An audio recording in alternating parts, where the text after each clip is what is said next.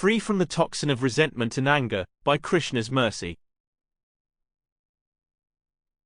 दोऽखेष्वनुद्विग्नम्नाः सुखेषु विक्तस्पृहा वीतराग भय क्रोधः स्थितिर् मुनिरुच्यते. Quote, one who is not disturbed in spite of the threefold miseries, who is not elated when there is happiness, and who is free from attachment, fear and anger, is called a sage of steady mind. Lord Krishna, Bhagavad-gita, 2.56. Let it go. Move on. Carry forward. The past is the past. Nothing you can do about it now. Live and learn. C'est la vie. That is life. Why keep dwelling on the past? This is the advice you hear, but I have a difficult time accepting it. You have no idea what I go through. You have no idea the anger and resentment that I hold inside. I feel so offended by others, so victimized, so taken advantage of, that I am anxiously awaiting the moment of revenge. Don't tell me to get over it. You would never be able to tolerate the same insults. You sit there and throw out these platitudes, thinking that you are above it all, but I have seen you get angry, as well. In the moment, I keep my distance. I don't want to throw gasoline on the fire, if you know what I mean. I don't want to exacerbate an already tense situation. How is anyone supposed to get over these incidents? The pain is real. It could be a close friend turning on you, for no reason. You cannot believe they could stoop so low. They are beyond degraded in their behavior. Better to spend time with enemies, if you have friends like that. Is there a solution offered by spiritual life? Something with more substance than the recommendation to chant more rounds. Practical advice that goes beyond sacrificing your life to God. Is there a way we can actually deal with these issues so that they do not linger?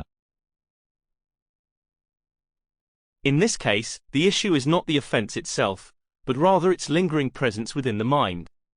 It is like the record playing on repeat. That song heard from the radio now stuck in our head. That video running on a playback loop on the screen in the waiting room of the doctor's office. Within the scope of the teachings of the Vedic tradition, anger of this kind is the result of unfulfilled desires. A disruption to the proceedings, as they were first conceived. For instance, I sat down in the car at the usual time this morning. I was ready to head to the office, following the regular routine.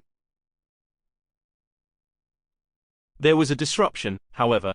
That desire, though not explicitly stated or contemplated for too long, could not be met. I was late in arriving to the office. There was traffic on the road. The government authorities decided to choose today of all days to do construction, blocking out a major portion of the highway. With lingering anger and resentment, there was likely obstruction relating to a strong desire.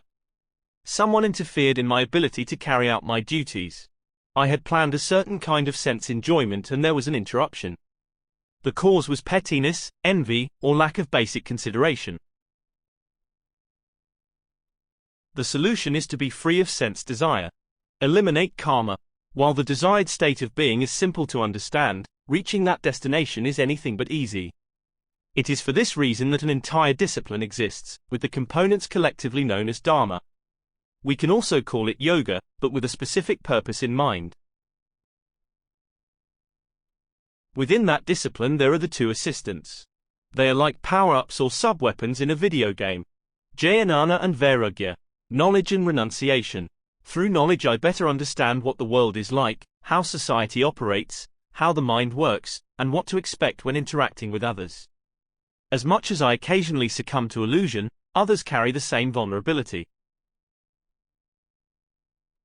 Vairagya is removing attachment to what is not needed.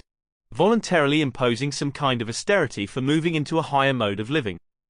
Jnana and Vairagya work together, they complement one another. Jnana provides the theoretical foundation for removing karma, and Vairagya is the practical implementation of the theory.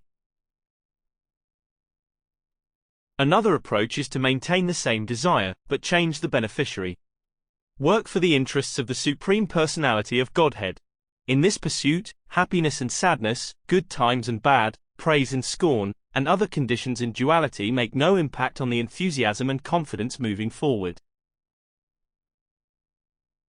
Quote, the Sthitadhi Muni is always in Krishna consciousness, for he has exhausted all his business of creative speculation. He has surpassed the stage of mental speculations and has come to the conclusion that Lord Shri Krishna, or Vasudeva, is everything. He is called a Muni fixed in mind. Srila Prabhupada, Bhagavad-gita, 2.56 purport.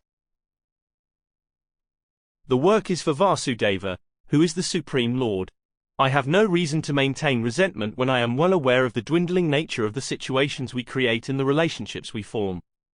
The cause for that resentment will not remain for long, so why should I hold on to any negative emotions? Rather, I will stay with transcendence in full, who is the source of everything. In closing,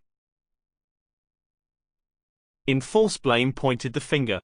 Now that resentment to linger, anxiously awaiting revenge, when that insult to avenge. Defect from imprint on mind, like playback loop to find. Best focusing on longer term. Discipline from Krishna to learn.